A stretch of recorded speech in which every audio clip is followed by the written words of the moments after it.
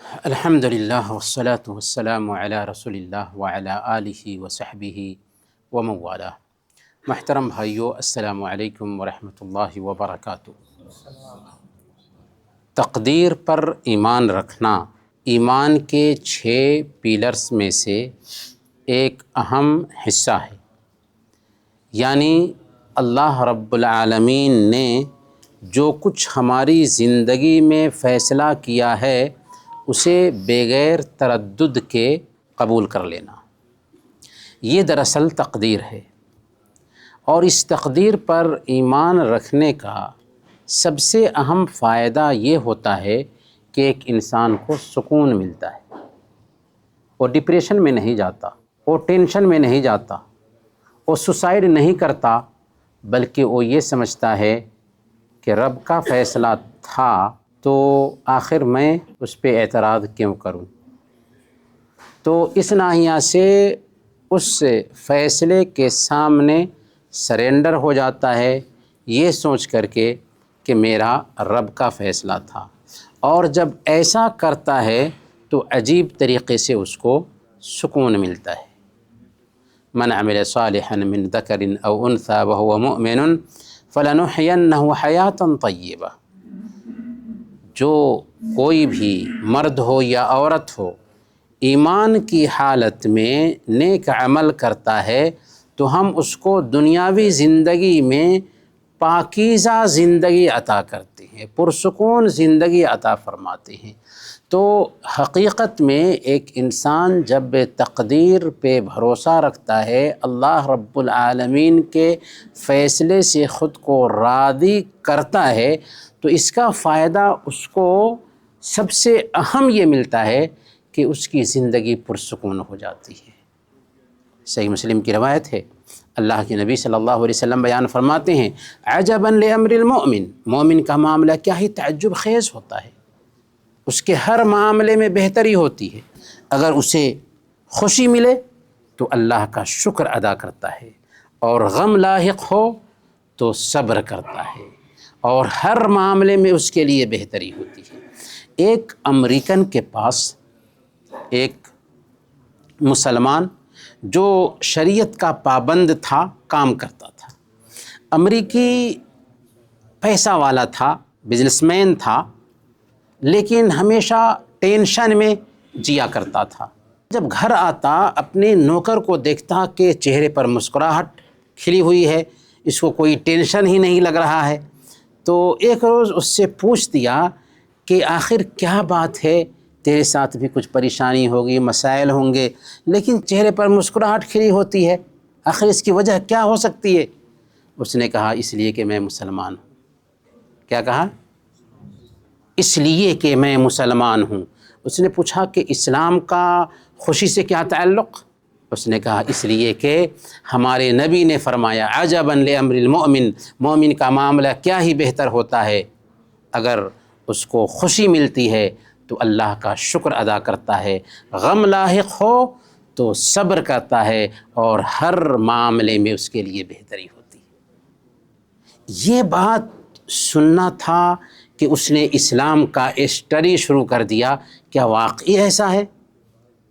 چنانچہ یہی چیز اس کے قبول اسلام کا سبب بنتی ہے۔ کیا آپ سوچتے نہیں کہ یورپ اور امریکہ، جہاں پر ان کے لیے آرام اور آسائش کی ساری چیزیں ہیں، مرد مرد سے شادی کر رہا ہے، عورت عورتوں سے شادی کر رہی ہے، یعنی جانوروں کی سی زندگی گزار رہے ہیں، بالکل آزادانہ طریقے سے زندگی گزار رہے ہیں، لیکن پھر بھی سوسائڈ سب سے زیادہ وہیں پہ لوگ کر رہے ہیں۔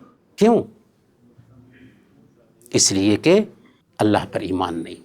ایک مسلمان یا ایک مسلمان کا بچہ اگر اللہ کی ذات پر ایمان رکھتا ہے، تقدیر پر ایمان رکھتا ہے، وہ کسی صورت میں سوسائڈ نہیں کر سکتا، کیونکہ اس کو پتہ ہے کہ یہ فیصلہ رب کا ہے، آخر میں کیسے سوسائڈ کرنے جاؤں گا۔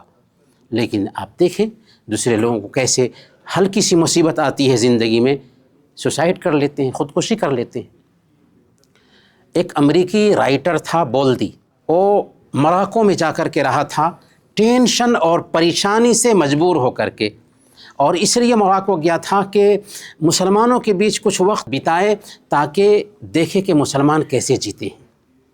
ایک مرتبہ آندھی آئی، طوفان آیا، مسلمانوں کی بہت ساری بکریاں مر گئیں۔ مسلمانوں نے کہا قدر اللہ وما شاء فعل۔ کیا کہا؟ قدر اللہ وما شاء فعل۔ ایک مسلمان کے ساتھ جب پریشانی آئے یا جو وہ سوچتا تھا اس کے خلاف نتیجہ آئے تو اس کو کیا کہنا چاہیے؟ قدر اللہ وما شاء فعل۔ اللہ تعالیٰ کا فیصلہ تھا اور اللہ نے جو چاہا سو کیا۔ تو اس آفت اور پریشانی میں مسلمانوں کی جو دیہاتی مسلمان تھے بہت ساری ان کی بکریاں مر گئیں۔ مسلمانوں نے کہا قدر اللہ وما شاء فعل۔ ہم نے تو پلاننگ کی لیکن اللہ تعالیٰ نے جو مقدر کیا تھا سو ہوا۔ پھر ایک مرتبہ کہتا ہے کہ مسلمان کہیں جا رہے تھے، گاڑی ایکسیڈنٹ ہوئی، کتنے لوگوں کی موت ہو گئی اور کتنے لوگ زخمی ہو گئے۔ اس میں بھی مسلمان کہنے لگے قدر اللہ وما شاء فعل، قدر اللہ وما شاء فعل۔ یہ ماجرا اس امریکی رائٹر کے لیے ٹرننگ پوائنٹ ثابت ہوتا ہے اور وہ ایک کتاب لکھتا ہے انگلش میں جس کا نام اس نے یوں رکھا تھا کہ اس دھرتی پر اللہ کی جنت۔ یعنی مسلمان اس دنیا میں جیتے جی اللہ کی جنت میں ہوتے ہیں، لیکن کون مسلمان؟ وہ مسلمان جو صحیح معنوں میں سمجھتا ہے کہ اسلام کیا ہے، شریعت کیا ہے، قرآن کیا ہے، نبی کی تعلیم کیا ہے۔ تو جب ہم تقدیر پر ایمان رکھتے ہیں تو حقیقی معنوں میں ہم اس دنیا میں اللہ کی جنت میں ہوتے ہیں۔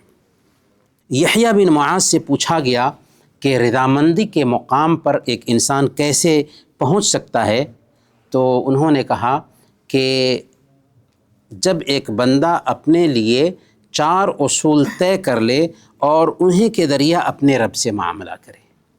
4 اصول کیا ہیں؟ وہ کہے ان اعطیتنی قبلت، اے اللہ اگر تو مجھے دے تو میں قبول کر لوں گا، وَإِن مَنَعْتَنِي رَضِيتُ، اور اگر تو مجھ سے روک لے تو میں راضی رہوں گا، وَإِن تَرَكْتَنِي عَبَدتُ، اور اگر تو مجھے نظر انداز کرے پھر بھی تیری عبادت کروں گا، وَإِن دَعَوْتَنِي أَجَبْتُ، اور اگر تو مجھے پکارے تو میں قبول کروں گا۔ تو یہ ایک مومن کی شان بن جانی چاہیے، اور جب یہ شان بن جاتی ہے تو عجیب طرح کی زندگی جیتا ہے۔ کس چیز سے رضامندی ہونی چاہیے؟ تو سب سے پہلے نمبر پر ایک انسان اللہ کو رب مان کر کے راضی ہو جائے۔ اللہ کو رب مان کر راضی ہونے کا مطلب یہ ہوا کہ اللہ تعالیٰ نے جن چیزوں کا حکم دیا ہے انہیں کرے، جن چیزوں سے روک دیا ہے ان سے اپنے آپ کو روک لے، اللہ رب العالمین کے ہر حکم کے سامنے سر ٹیک دے۔ اگر کوئی مصیبت اور پریشانی آتی ہے تو مصیبت میں بھی پریشانی میں بھی اللہ رب العالمین کے فیصلے سے خود کو راضی رکھے۔ اسی طریقے سے اسلام کو دین مان کر کے بھی راضی ہو جائے، اسلام کے جو احکامات ہیں ان احکامات کو اپنی زندگی میں اتارے، اسلام نے جن چیزوں سے روک دیا ہے ان سے اپنے آپ کو روک لے، اور اس کی خواہشات اسلام کی تعلیمات کے تابع ہو جائیں۔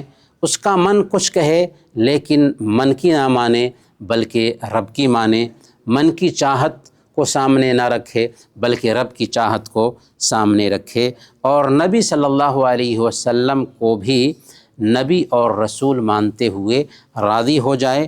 اللہ کے نبی صلی اللہ علیہ وسلم کی اہمیت اس کے دل میں بیٹھی ہوئی ہو، اللہ کے نبی صلی اللہ علیہ وسلم کی سنت کی اہمیت اس کے دل میں بیٹھی ہوئی ہو، اور اللہ کے نبی صلی اللہ علیہ وسلم کا دفاع کرے، اور اللہ کے نبی صلی اللہ علیہ وسلم سے محبت اپنی جان سے بھی زیادہ رکھے، تو حقیقی معنوں میں وہ اللہ، اس کے رسول اور اس کے دین سے راضی ہے۔ اسی طریقے سے جس حالت میں بھی اللہ نے اس کو رکھا ہے اس حالت سے خود کو راضی رکھے، اپنے جسم، اپنی شکل، اپنی صورت سے راضی رہے، اپنی حالت سے راضی رہے، اپنی آمدنی سے راضی رہے، اپنے گھر والوں سے راضی رہے، اپنی کمائی سے راضی رہے، اور جس حالت میں اللہ تعالیٰ نے اس کو رکھا ہے اس حالت سے راضی رہے۔ اللہ فرماتا ہے فَخُذْ مَا آتَيْتُكَ وَكُن مِّنَ الشَّاكِرِينَ، ہم نے تم کو جو کچھ بھی عطا کیا ہے اسے لے لو اور شکر گزار بن جاؤ۔ تو ایک مومن کی شان یہی ہوتی ہے کہ اللہ نے جتنا دیا ہے، جس حد تک دیا ہے، اس سے وہ اپنے آپ کو راضی رکھتا ہے۔ اللہ کے نبی صلی اللہ علیہ وسلم نے بیان فرمایا وَارْضَ بِمَا قَسَمَ اللَّهُ لَكَ تَكُنْ أَغْنَى النَّاسِ، اللہ نے تیرے لیے جو مقدر کیا ہے اس سے خود کو راضی کر لو، دنیا کے سب سے مالدار انسان بن جاؤ گے۔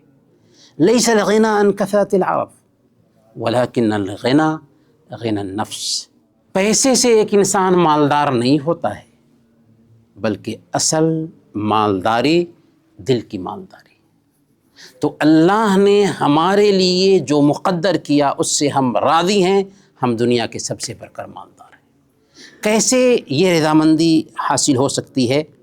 تو پہلے نمبر پر بندہ یاد رکھے کہ جو کچھ بھی اللہ تعالیٰ نے ہمارے بارے میں فیصلہ کیا ہے وہ بہتر ہے، کیونکہ ہم ظاہر کو جان رہے ہوتے ہیں، لیکن اللہ تعالیٰ ظاہر کو بھی جانتا ہے اور غیب کو بھی جانتا ہے۔ ہمارے لیے کیا بہتر ہو سکتا ہے ہم غیب کو نہیں جانتے، اس لیے اللہ رب العالمین کا جو فیصلہ ہے اس فیصلے سے خود کو مطمئن کرنا چاہیے، اور یہ سمجھنا چاہیے کہ ہمارے رب نے اس بارے میں فیصلہ کیا ہے تو ہمارا رب ہمارے بارے میں غلط فیصلہ نہیں کر سکتا۔ اسی طریقے سے رضامندی پر جو اجر اور ثواب رکھا گیا ہے، اللہ کے نبی صلی اللہ علیہ وسلم نے بیان فرمایا اذا اراد اللہ بعبدہ الخیر یصب منہ، اللہ تعالیٰ کسی بندے کے ساتھ بھلائی کا معاملہ کرنا چاہتا ہے تو اس کو تکلیف اور پریشانی سے دوچار کرتا ہے۔ تو اس اجر اور ثواب کو ذہن میں بیٹھائیں گے تو کیا ہوگا؟ عجیب طریقے سے اللہ رب العالمین کے فیصلے سے ہم راضی رہیں گے۔ سب سے زیادہ آزمائش کس کی ہوئی ہے؟ انبیاء کی ہوئی ہے۔ حضرت ایوب علیہ السلام 18 سال تک بیماری سے دوچار کیے جاتے ہیں، بیماری بھی سخت ہے، اولاد مر جاتی ہے، دوست و احباب کٹ جاتے ہیں، مال و دولت اللہ تعالیٰ چھین لیتا ہے، لیکن 18 سال کی آزمائش کے بعد اسی زمین سے چشمہ ابلتا ہے، غسل کرتے ہیں، پانی پیتے ہیں، ساری بیماری دور ہو جاتی ہے، اولاد بھی آ جاتی ہے، اور جو نعمتیں ملی تھیں ان نعمتوں سے بڑھ کر اللہ تعالیٰ ان کو نعمت دیتا ہے۔ 2 کھلیان میں سونے اور چاندی کی بارش ہوتی ہے اور ویسے ہی ساری نعمتیں آ جاتی ہیں۔ تو اللہ تعالیٰ آزماتا ہے، لیکن ایک بندے کو یقین رکھنا چاہیے کہ یہ آزمائش وقتی ہوتی ہے۔ ان مع العسر یسرا، آزمائش کے بعد آسانی نہیں آتی بلکہ آزمائش آسانی لے کر آتی ہے۔ ان مع العسر یسرا، تنگی آسانی لے کر آتی ہے، تنگی کے ساتھ آسانی ہوتی ہے، تنگی کے بعد آسانی نہیں ہوتی۔ اسی لیے اگر ہمارے گھر میں کسی کی وفات ہو جاتی ہے، ہمارا پیارا مر جاتا ہے، ہماری نوکری چلی جاتی ہے، کوئی بیماری لاحق ہوتی ہے، کوئی بھی ایسا مسئلہ کیوں نہ آ جائے، ہمیں فوراً وہاں پر اللہ کے فیصلے سے خود کو راضی رکھنا چاہیے اور سمجھنا چاہیے کہ اس میں میرے لیے بہتری کا فیصلہ ہونے والا ہے، اور واقعی بہتری ہوتی ہے۔ اس لیے اللہ کے فیصلے سے ہم راضی رہیں گے، ہمارے مسائل حل ہوں گے۔ اللہ تعالیٰ سے دعا ہے کہ اللہ ہم سب کو تقدیر پر ایمان رکھنے اور تقدیر کے مطابق زندگی گزارنے کی توفیق عطا فرمائے۔ آمین۔ وصلی اللہ علی نبینا محمد وعلی آلہ وصحبہ اجمعین۔